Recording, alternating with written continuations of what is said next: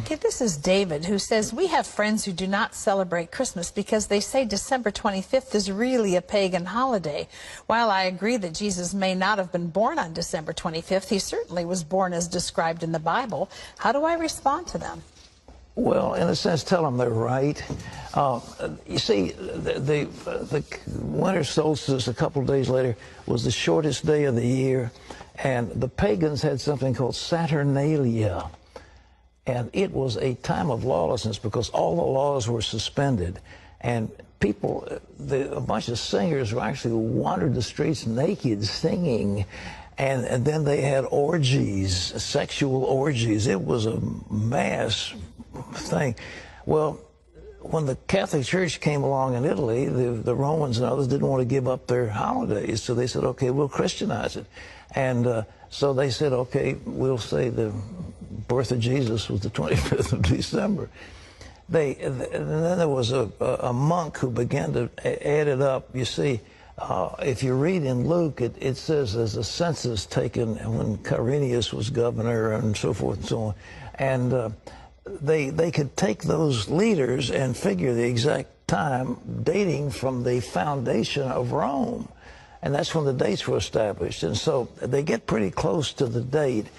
But to say it's the 25th, shepherds were out abiding in the field. It gets a little cold at night. I mean, were they out there in the middle of winter? You know, I don't know. I've been out there on the shepherd's field on Christmas Eve. It's very nice. But it's cold. And nevertheless, I mean, what was going on? So all this business about mistletoe, pagan. Christmas trees, pagan. Giving out gifts, pagan. Every bit of it is pagan. Every single bit of it is pagan. We've Christianized it all. And so that's good. And so we have time. We celebrate for Jesus. And everybody gets all misty-eyed. But the truth is, they're all pagan. But the birth of Jesus. But the intent of the heart is what it's about. Exactly. So we have Christianized all these things. We give gifts in the name of Jesus.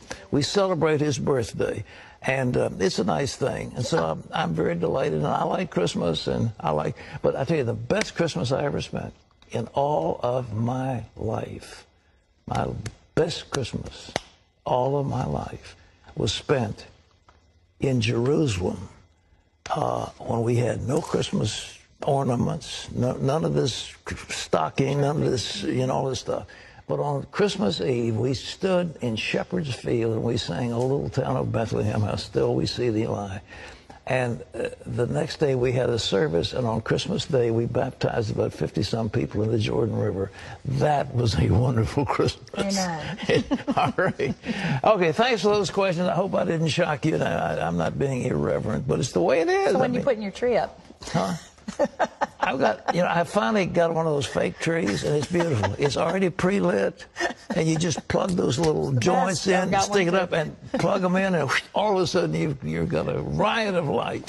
I like all the decorations. The Founder's Inn is just loaded with decorations. It's very pretty, but pagan.